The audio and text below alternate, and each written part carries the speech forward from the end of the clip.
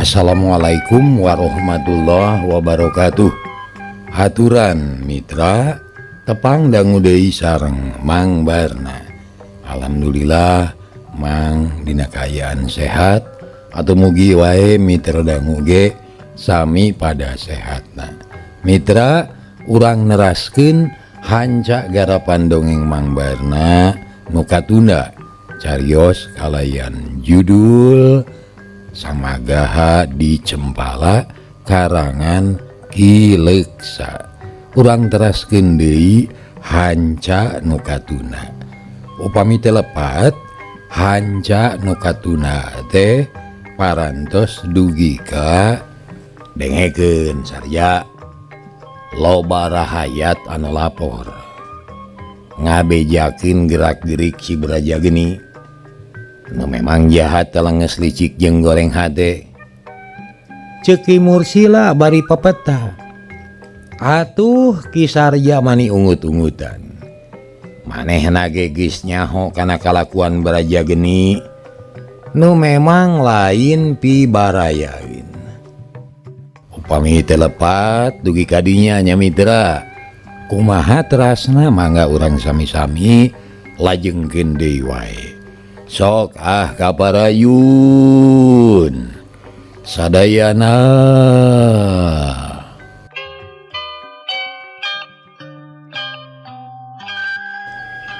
Duh lamun kitu carana urang doan ulah nunggu parentah atunya.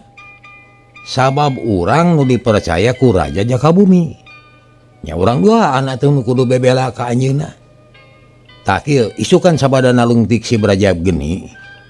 Urang ngamimitian nepungan sesepuh-sesepuh lembur ngadatangan kapala-kapala desa sangkan siap siaga carincing pageuh kancing saring set pageuh iket ngajaga keamanan negara. Heutamana mah sing waspada bisi kapangaruhan ke anak buah si Braja Geni. Kana tekad maneh sarja kuring satuju pisan ngan apan rakyat teh kabeh alus lantaran aya rahayat beunang ku kaolo upamana wae ku serangan pajar kumaha nya nu dimaksud serangan pajar teh kaolo ku duit ku amplop tak kitu da ieu nu matak bingung teh sedengkeun masyarakat teh pan meureun loba nu butuh tibatan kulimunak capek mending keneh narima amplop tuh kumaha teh lamun aya nu kitu. Jadi ku hal eta mah satuju pisan mudah-mudahan we rahaya teh henteu kabeh bilu ka Braja Geni. Nya kitu we lah doa urang mah. Ceuk Ki Sarja bari nganyed kudana bertek kuda lumpat beuki jauh ti puseur dayeuh nyembrung ka padesaan rek ngabuktikeun omongan Braja Geni. Nah nya desa Liwung manukis jadi kerajaan munnya hayang nyaho rajana patihna jeung para penggawana. Cag tuna nu keur aya di perjalanan kahareup ka Sambeur deui. Ayeuna kocapkeun Braja Geni basa manehna kaluar ti karaton henteu mulang ka imahna teu nepungan anak buahna tapi ngagedig ka hiji tempat ka panjara besi nu dipake ngerem Ki Gunali jeung kanca-kancana. Braja Geni boga rancana anyar manehna nekad rek ngajalankeun naon bae nu dianggap bener cek manehna sorangan.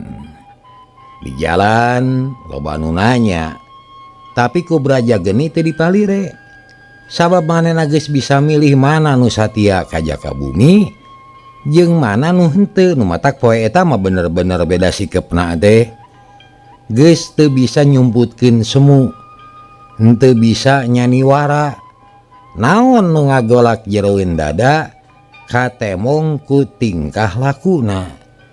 Boro-boro kasahanapeun apan ka Raja Jakabumi ge terang-terangan nangtang teu kacatur lilana di jalan.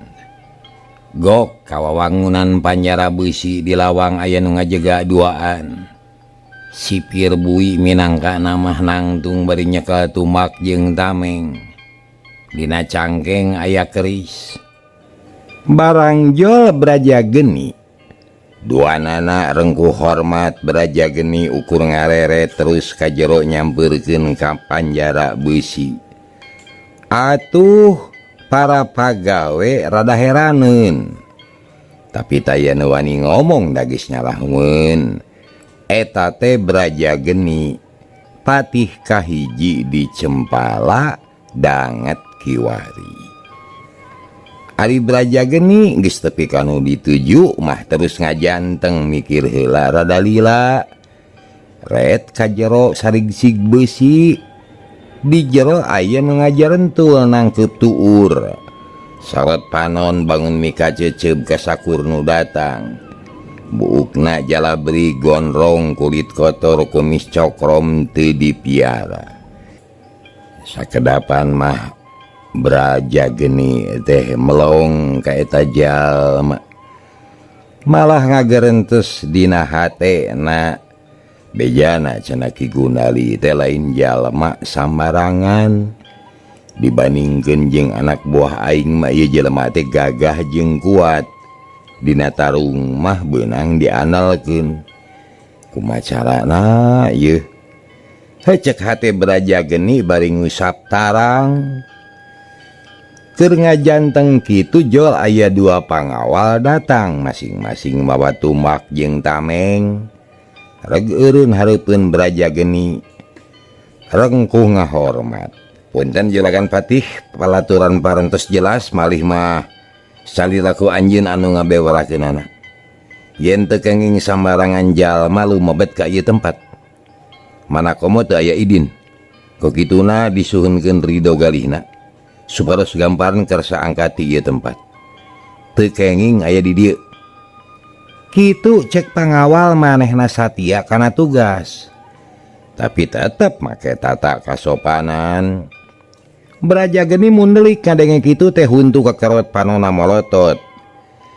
Piraku ku sia dega deuleu. Sahari aing. Pokna bari nepak dada molotot. Teu ngeunaheun dititah init ku pangawal teh. Abdi terang salira teh juragan Braja Geni. Patih kahiji di nagri Cempala. Nanging salira lebet ka dieu.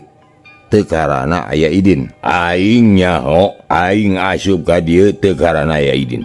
Sabab anu hayang asup ka dieu kudu meunang idin ti aing. Jadi aing mah teu perlu make izin deuleu. Pan aing nu kudu ngijinkeun ge. Ceuk Braja Geni kalah molotot. Upami kitu carana mah sumanganyangakeun. Tapi upami Kanjeng Raja Bendu atanapi Ki Sarja sareng Ki Mursila ngadakwa, ulah ngalepatkeun ka abdi duaan anu ngajarankeun tugas. Setan kuris sia bawel goblok bibir teh. Jame sia. Cocokan ku ieu sungguh teh heuh. Ceuk Braja Geni bari syak ngayunkeun empereupna. Cebrod kana bibir pangawal. Kuak cengkang bru namru. Panarajang Braja Geni lain lumayan tarikna. Da eta we sakali nonyok teh langsung rubuh. Teu kuateun hudang deui. Nganu hiji deui jadi amek. Langsung meta masang kuda-kuda bari najoskeun tumbak ka Braja Geni. Suk disudukeun tapi kak bahu tumbak teh dicekal ku Braja Geni awakna ngagilek ka kenca bret poronyon. Tumbak teh lesot tinu bogana hiuk cibrod. Dibabukeun kana tarangna. Koceak jarig jeug. Pangawal jajarig jeugan sirahna lieur dibabuk ku gagang tumbak. Braja Geni beuki amek. Heat dampal sukuna nyamer kana dada. Geblok hakilkang. Bru. Pangawal teh nepi ka namru. Teu kuateun hudang deui kalah gegerungan marurung aduh-aduhan. Urang ajar sia. Siban hayang modal sia teh ha. Braja Geni amak-amakan. Kalawak tumak dibalangkeun kanu jauh. Gomrang ninggang tumpukan emer butut. Dua pangawal geus ngajoprak Braja Geni beuki buleud tekadna tuluy ngadeuketan sarigsig beusi. panona muralang kanu aya di jero hayang sidik kana rupa sakitan hiji-hijina. Nu pangheulana ditetep Ki Gunali, terus si Jasman mapai ka Sahro. Geus kitu kanu misah kamar nyatana si Ahwani. Aing badih Braja Geni anu kawasa di ieu nagara. Aing boga wewenang bikin ngaragrageun hukuman ka Andika kabeh, tapi oge boga wewenang bikin ngabebaskeun Andika asal bisa nyumponan syaratna. Cek jawab baretah di dieu ada henteu. Atuh dijawab saur manuk henteu cenah cek tawanan deh. Da memang sarasa jeung saha teh. Heueuh saha nu rek betah cicing di jero panjara beusi. Malah Ki Gunali mah tuluy cengkat ngadeuketan kana sarigsig. Juragan teh bade nulungan ka abdi. Aing rek nulungan ka maraneh kabeh, tapi aya syaratna. Naon syaratna? Cek Ki Gunali mani haripeut. Maneh kabeh kudu taluk ka kami sarta kudu taat kana parentah. Teu meurang ngabantah. Kadua ulah nyoba-nyoba kabur ninggalkeun kami. Sok sanajan jauh ti kami, tetep kudu sadia. Mun nyoba-nyoba kabur bakal ngarasakeun kana akibatna. Aing nyaho ka jelema nu jauh tempatna, aing nyaho ka jelema nu hianat sanajan ayana jauh jeung kami. Coba jawab, sanggup atawa henteu? Tiluan ngajawab tanda sanggup cenah. Malah Jasman jeung Sahro nangtu ngadeuketan ka Braja Geni nyarakalan kana sarigsig beusi. Mun nya sanggup ayeuna keneh, maneh tiluan bebas sarta jadi barad kami. Awas, teu meunang hianat, teu meunang jalur janji. Mun hianat dihukum pati ku aing, moal rek ngengkenkeun ka batur ku aing sorangan. Gusti Patih, asal abdi sadaya tiasa bebas ti dieu belah. Sumangga bade bela satia. Moal kumawantun hianat atawa nepi jalur janji, abdi teu betah lah di jero penjara teh. Kesal sereungit, lapar sareng tiris. Cek Ki Gunali terang-terangan. Ku kami rek dibebaskeun. Tapi kelanan rek nanya kanu saurang deui. Mun saha teh jeung maraneh urang bawa babarengan. Mun teu saha teh urang handap cenah ngajedog di Banjar Beusi. Ceuk Braja Geni tuluy ngadeuketan ka kamar nu dicicingan ku Ahwani. Sanggeus tepi pok Braja Geni ngomong deui, begang, siang ngadenge kana omongan kami. Pantenan ka kuping pisan Sun. Kumaha sikep maneh rek cicing di dieu, rek milu ka aing. Jawab. Waktu keur mikir kudu kajawab ayeuna. Teu wantun abdi mah mending cicing di dieu we di jero panjara mangga we bade arangkat mah ulah mikiran abdi lah. Cek Ahwani tetep tenang teu kabawa ku sakaba-kaba. Sedan begang sia. Aing mah teu mikiran sia dulu, tapi aing butuh ku tenaga sia. Nyari sia mung ditulungan mah peduli aing. Baik sia ngajedog di ieu tempat, tapi ka modar sia. Mulai nu ngabebaskeun. Sia. Braja Geni nyiduhan ka Ahwani, tapi kala mokot beungeutna. Ahwani panas hatena. Katara leungeunna ngageter panonna molotot, tapi teu bisa magar kumaha. Da eueuh tanaga pikeun ngalawan, kalah amek nyedek tanaga midek. Braja Geni ngaleos ini teuing rekamana. Ngan tekung silila geus datang deui mamawa kunci teu ngurus tatanya deui jepret kunci dibuka berai panto panjara ngageblag. Ki Gunali jeung anak buahna anu ngan karidua ting korejat terus bari jil bari marah mai. Atoh lain lumayan, malah Jasman mah sarangah serengeh kacida nganuhunkeunana kana jasa Braja Geni nu geus ngabebaskeun maranehna di panjara. Gundali, gusuran cucunguk anu dua asupkeun ka jero panjara. Ayo, ganjangan. Cek Braja Geni bari nunjuk kadua pangawal nu geus teu walakaya. Teu talangke gupgap pada nyakal gurudug digusur. Blus diasupkeun ka jero panjara beusi. Ari tumakna direbut, kerisna dilaan, tamengna direbut deui. Dua pangawal geus aya di jero. brug pando besi ditutupkeun jepret dikunci. Braja geni mere isyarat ngajak ini tidinya.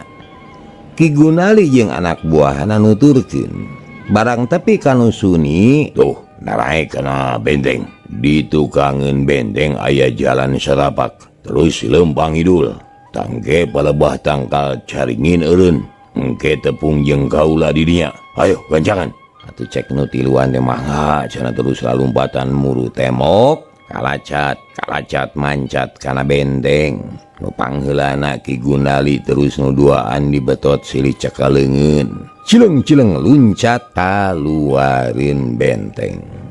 Ari Braja geni mah tenang we lempang balik deui ka lawang panjagaan ngan kunci teu dipulangkeun deui ka lawang we dialungkeun kanu bala. Geus kitu mah ngaheot bari bijil ti jero wawangunan panjara. Kanu jaga mah teu ngareret-reret acan. Euy, penta kunci euy, kunci penta. Cek nu ngajaga bari nunjuk ka Braja geni nu geus rada jauh. Nu saurang deui kalah kekepehan. Mung ari kudu menta ka Braja geni mah, tapi nu saurang ngarasa hariwang mun kunci teu beunang deui. Atuh kapaksa Braja geni diudag. Dituturkeun bari gegeroan Braja geni ngaranna gret ka pangawal nyampeurkeun. Naon sia maneh? Juragan Patih, kunci penjara ulah dicanak. Margi upami teu aya di abdi, aduh moal saha di anu katempuhanana iwati abdi sorangan.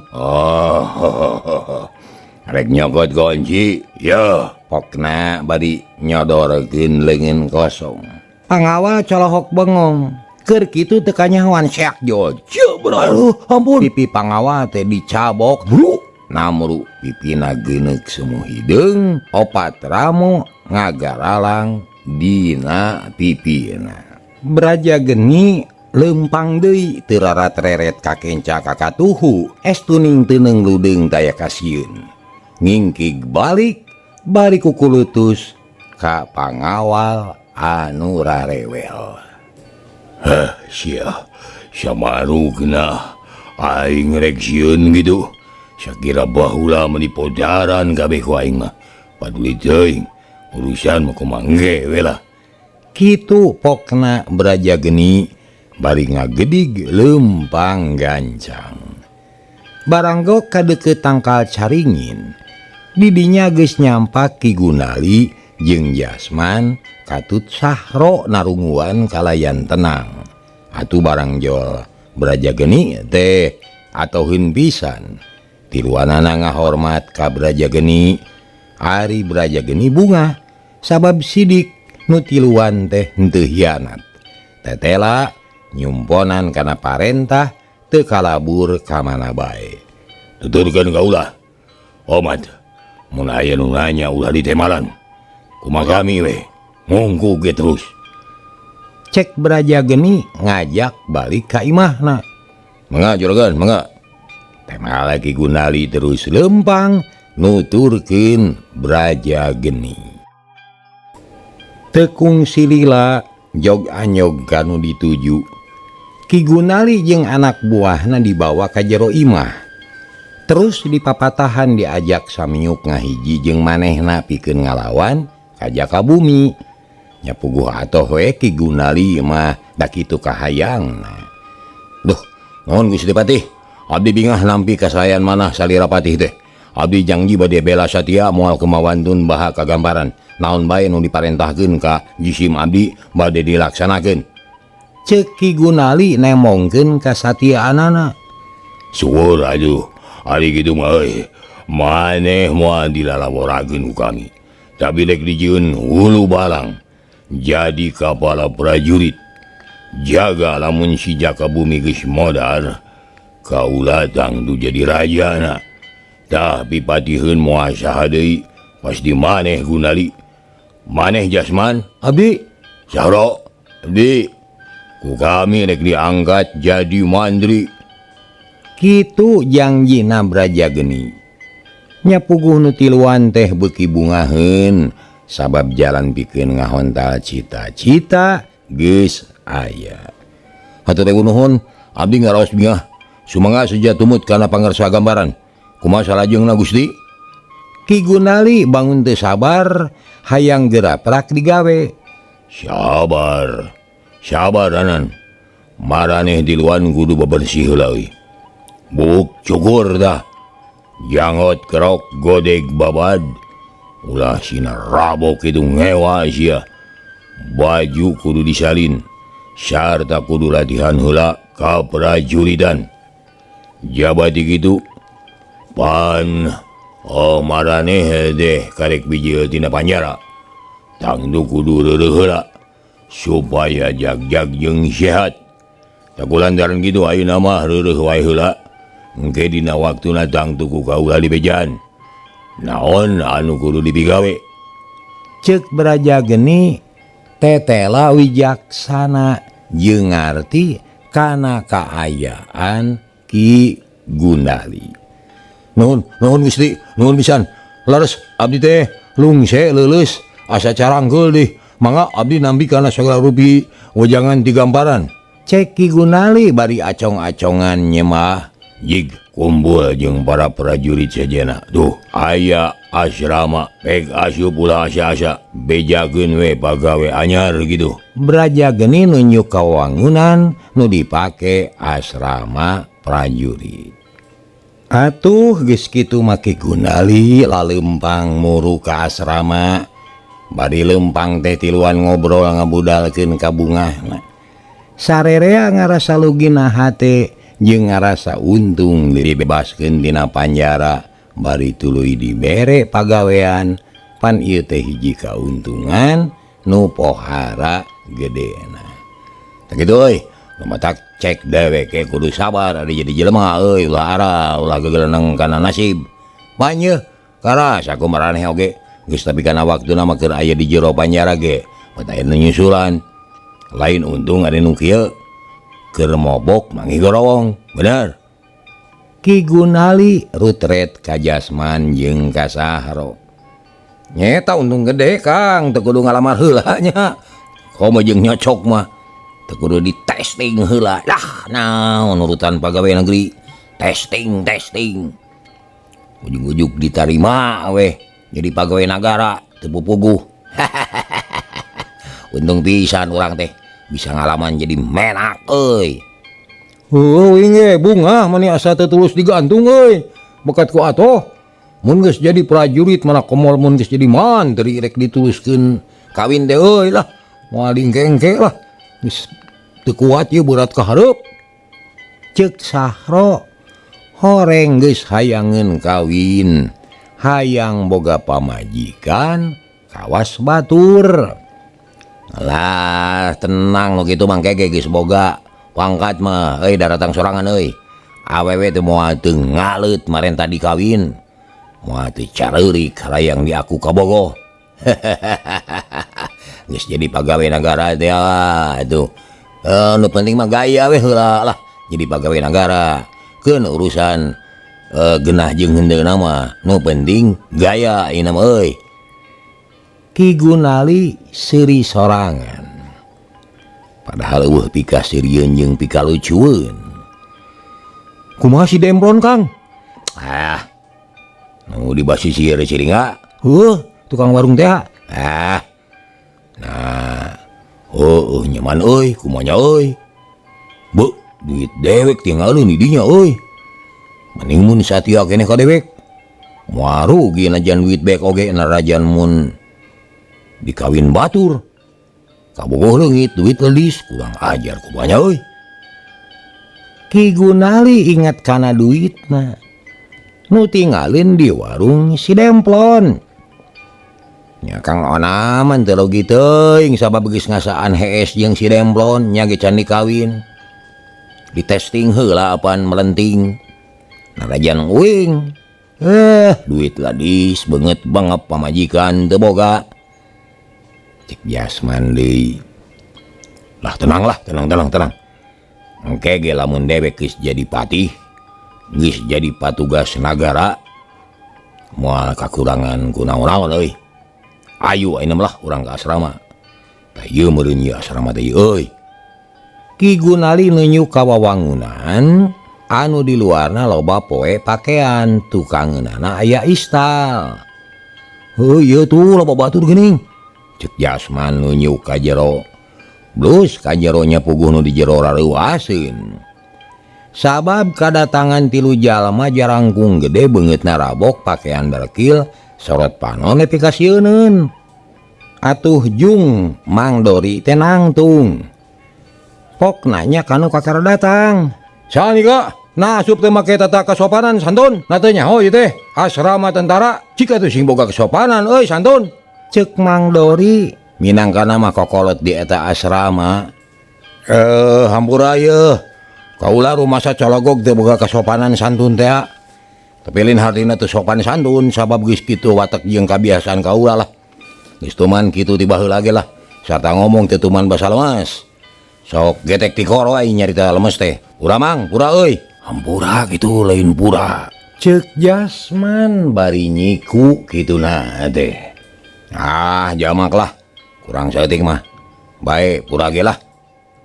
Temalna bari ngadilak ari Mang Dori ungut-ungutan. Saha anjeun teh tiluan teh? Rek naon solos ka dieu ti saha meunang idin? Ngaran kula mah Gunali, tah ieu Jasman ieu. Tah itu tuh si Sahro tuh. Tilu jago ti basisir laut Jawa euy. Nu kasohor gagah rongkah. Geus kawentar tukang bobok, tukang tarok, tukang ngawut-ngawut. Anrok saha we. Ya iya kaula gegedugna. Cek Ki Gunali bari nepak dada. Agul boga ngaran Gunali ya teh. Dori olohok. Panana mencerong kaki Gunali. Asa wawuh kana dedeganana. Asa apal kana keuritan beungitna. Lantaran Dori ya teh hirupna lila di basisir laut. Da tadina ge tukang ngalak kerang atuh. Tukang ngalak ning apa meureun? Apal keueuk sageung? Apal. Alah. Atuh lila-lila mah berai caang pangalaman sababaraha bulan ka tukang nemongan deui. Oh, ieu teh anu ditewak di warung si Demplon teh nya. Nah make bisa los-los ka dieu. Pan maneh teh di panjara di bui. Palang siang kabur meureunnya. Ceuk Dori bari mencerong. Wah henteu teu kabur. Tapi dibebaskeun ku Juragan Patih Baraja geni. Malah mah kaula dititah ka dieu dititah ngahiji jeung waraneh. Sabab kula rek diangkat jadi patih. Ceuk Ki Gunali mani agul. Non? Daku anu rek diangkat jadi patih mah lain silaing. Pira kurur untuk garong kudu jadi patih. Teu bisa. Panjang urusanana ieu. Teu bisa urut garong jadi papatih mah. Paling-paling ge miluan jadi wakil rakyat. Geuning loba ayeuna mah. Eueuh tina kamu sena lah. Urut jeger, urut garong kudu jadi wakil rakyat mah. Paling bisa ge jadi tukang sasapu. Paling untung digawe di istal. Ulah meresihan kanang kuda, cocok. Ceuk Dori bari papeta ngahina kaki Gunali jeung kabaturna. Jasman asa kasigeung parasaanana. Lantaran manehna kungsi ditampiling ceuli ku Dori ya teh. Galaknya si Dori. Ri, dah galak kita nampiling jagoan Dori ya. Tapi Kang jejentreng teu bisa ojah atuh. Ari ayeuna ngadenge kitu atuh ngaheab hatena teh panas. Teu tatapas ini deui syak jeblon. Dori ditonyok beungeutna. Aduh, geos ya. Dori kokowowongan. Terus jajarik jegan sirahna ngadadak lieur. Nenyo Dori ditampiling baturna teu ngeunaheun. Malah loba dulurna deui anu dikerid kadinya teh baraya-baraya nu dareukeut keneh ka Dori.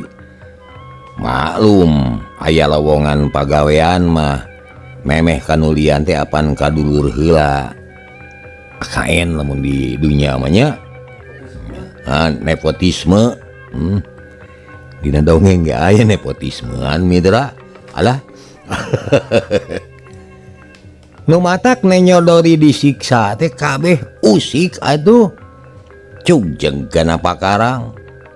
Jeung ngapung Jasman jeung Sahro katut Ki Gunali. Haok salah saurang nyentak. Ulah usik sia, lamun usik ditumak koing. Bari ngalalempeng tumak kana dada Jasman. Gero di Rudiat ngagorowok mani bedas. Urang ajar, bodaran jelema sombong mah euy. Tong dibere hirup. Nah, bet asa sombong teuing. Kitu nanti bari maju ka hareup. Seak narajang ku pedang rek nyabet beung Jasman, tapi lep. Ka mana? Jasman ngelok. Plos pedang teh melepas ngakan angin. Sugan mah ka mana? Sugan mah ka cai heula. Jasman bijil amarahna. Geus taki-taki rek males narajang. Tapi ku Gunali dihalangan. Kagok. Teu pantes jadi patih. Mun arek ge yeuh dipatihkeun mah dewek. Si laing mah urut garong mah lamun arek sakalian kudu husnul khotimah. Gitu cek Rudiat. Sarua somong nah malah make nepak dada sagala rupa. Eta Rudiat apa ya? Aya cenah garong menjadi husnul khotimah nya. Nah. Eta rame di dunia mah. Di dunia mitra dina dongeng mah teu aya kieu we yeuh na dongeng mah gede bohong nya. Loba bohongnya atuh di tema kitu mah panas deui hate Ki Gunali teh teu antaparaha deui seak narajang cebrod pereupna kana beungeut Rudiat jeung bu rubuh baturna reuwas. Rob maju rek ngoroyok Ki Gunali, tapi Jasman jeung Sahro geus taki-taki tita tadi keneh pedang musuh direbut terus dipuihkeun luhureun sirah. Tapi kangahiung bangbaraan ari Sahro ngajewang tumak kek dicekal pageuh dibubat babit dipake ngabendung serangan lawan. Puguh we gimir dikitukeun mah eueuh nu wani maju. Rudiat ngaleper mundur beungeutna sepa Mang Dori ngadegdeg rumanggil ngajauhan. Gegag Ki Gunali maju. Aing geus usaha satekah polah pikeun nyangker kasabaran supaya teu kajadian ribut kawasaina. Tapi ternyata maraneh anu sombong. Maraneh nu ngahina ka kaula. Maraneh nu nyieun pucuk digirang. Lamun kitu carana, sok saha nu wani ijen jeung aing. Urang ngadu jajaten sakalian. Saha nu unggul eta nu baris jadi patih. Ceuk Ki Gunali. Atuh jempe dikitukeun mah. Heuda sarerea ge ngarasa gimir atuh sageung. Sieun ku nenyo dedeganana oge. Mata hoream panteleungeun. Jasman asa di jalanan. Cicing akang makang lah. Keur naon eta boga anak buah. Ari kudu sagala kusorangan mah si Jasman pajukeun si Jasman. Moal munur najan ngayonan 100 ge. Yap, nu wani ka dieu euy, maju hiji-hiji. Sok buru. Ceuk Jasman bari nepakan dada terus maju salengkah miheulaan Ki Gunali. Cakakak Ki Gunali teh seuri. Atoh ngadengen nu ngomong kitu teh. Sok maju Jasman euy. Syukur we ari nyaneh aya kadaek mah. Mitra Dori jeung anak buahna silih reret. Silih analkeun susuganan aya nu wani maju. Tetela aya nu gede wawanen serog ka hareup bari ngajingjing pedang. Hei, sombong nu meuni beak ku sorangan sia. Magar maneh wani ngayonan 100 jelema. Ulah waka 100. Yeuh aing heula lawanan hiji ge moal bulung kabuhulan sia. Sok. Bisi teu percaya leg-leg aing. Moal asup moal. Cek eta jalma bari ngayunkeun pedangna nyanyi tadi dilag-lag moal asup. Hiu.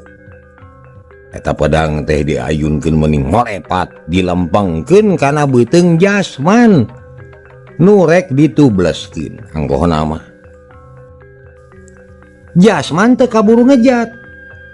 Gerakan musuh teh memang cepet tapi korepat. Pek konyonyon. Kulit beuteung teh liat teu teurak ku pedang. Atuh colohok nu ngadek teh kelemes, kulumas kelemes. Tapi da teu kagok, malah teu kapok. Korepat. Hiu. Disabetkeun kana suku ayeuna mah bulentrang. Kawas ngadek suku meja mitra. Bitis Jasman teas. Sadele geus ya. Beke. Cokor aing mah tina wajah deuleu. Beuteung aing tina kaleng, daging aing tina beusi, tulang aing tina parungu. Moal teurak ku pedang butut mah moal. Alungkeun we kajarian paranti nyoe rantai kuda. Ceuk Jasman bari nulak cangkeng seuri ngagigila ka anak buah Dori. Nya puguh keung atuh nenyok kitu mah. Anak buah Dori nu tadina susumar beungeutna sepa sok sieun dibales. Tangdu maneh nama gudawang teu boga ajian weduk teu boga jampe raheut-raheut acan. Ayo maju sia beke. Nasya teh. Kunaon kalau unuran. Ai rek gelut tinggal heula tangtungan lawan sia. Sia beke aing janggung gede. Cager ari sia. Teu boga polo pisan. Sakali ge diceumpal dikalawangkeun dialeukeun ku aing sia teh deu. Nepi ka laut kidul sia. Jasman gugupai kanu nyekel pedang. Kitu teh bari molotot nemongkeun sima puguh we kalah beuki sieun. Awakna ngadeg-deg atuh. Beungeutna sapa. Ampun moal deui ampun moal deui di dieu ampun. Cenah bari terus mundur. Panonna melaung ka Jasman geduk bujurna kana tihang rempod tuluy nyolot jod. Mata ge montong sok somong tah. Deuleu kumaraneh. Ieu calon mantri mah. Coba pikir kumaraneh muridna geus sakitu wadukna komo ai guruna. Ceuk Ki Gunali bari nepak dada nemongkeun ka agulanana. Mang Dori jeung anak buahna sieun. Lantaran teu wani ari kudu ngayonan anu weduk mah. Kapaksa tingkoloyo ngajauhan nuna deui pakarangna ge kedariuk. Teu aya nu wani nangtung. Nenyok kitu Mang Dori jeung Rudiat kalamas kelemes teu aya pibatureun. Tungtungna Dori nyampeurkeun ngadeuketan. Kuring rumah saya lah jajaten. Prak wae rek jadi patih malah.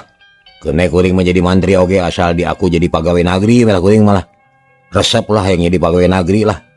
Geuning ai dina waktuna digawe teh abring-abringan kamol ka mana we. Resep jadi pagawe nagri mah. Gitu bisa sangeunahna. Dina waktuna digawe teh asup kamol. Ngadon ulin, asup ka restoran. Ngadon dalahar abring-abringan. Tak hayang nurutan. Lah, kitu we lah. Pokona mah lain naon-naon butuh keur jagana. Pibekeun anak incu. Lumayan pan sapopoe mah ulin gawe teh sangeunahna. Tapi engkena bakal menang pangsiun. Ya heug ari kitu mah eta apa sih lain mah. Tapi awas. Mun aya nu sakali-kali deui kumawani ka kami dipuihkeun beheungna ku aing mah. Cenah Marius kawas aul. irung narek dituna dina punuk. Ceuk Ki Gunali bari pepeta. Nu sejen teu nemalan. Atuh tuluy mah Ki Gunali jeung Jasman Katut Sahro ditarima ku Dori sabatur-batur. Terus dariuk ngariung silih tanya ngaran. Asal jeung pacabakan bareto. Malah nya Ki Gunali ge teu asa-asa nerangkeun riwayat hirupna, dibeja-bejakeun teu aya nu dikilungan. Ngahaja ngabejakeun kagagahan, kasaktian, kaapesan jeung sagala rupana. Ngantang tuh ditungtungan ku nyaritakeun yen rek taat satia ka Braja Geni. Sabab ayeuna mah geus babalik pikir hayang nyumbangkeun tanaga jeung pangarti ka nagara Cempala. Aman weh geus kitu mah kari nunggu parentah ti Braja Geni. Nah kudu kumaha satuluyna kari kumaha ceuk Braja Geni anu ngabogaan tekad jeung cita-cita.